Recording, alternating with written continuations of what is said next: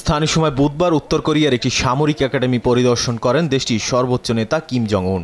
এ সময় যে কোনো যুদ্ধ মোকাবিলায় শক্তিশালী ও আধুনিক সেনাবাহিনী গড়ে তোলার কথা জানান তিনি। চলতি সপ্তাহে অভিজাত ক্যাডার প্রশিক্ষণের ইলসুং ইউনিভার্সিটি অব পলিটিক্স সহ বেশ কয়েকটি শিক্ষা প্রতিষ্ঠান পরিদর্শন করেন কিম।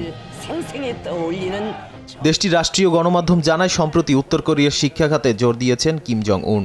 বিশেষ করে শিক্ষার পাশাপাশি অস্ত্র সম্পর্কে জ্ঞান ও দক্ষতা অর্জনের জন্য শিক্ষার্থীদের আহ্বান জানান তিনি। কিমের প্রত্যাশা, শিক্ষার্থীরা পড়ালেখার পাশাপাশি আধুনিক যুদ্ধের বাস্তব অভিজ্ঞতা সম্পর্কে জ্ঞান অর্জন করবে।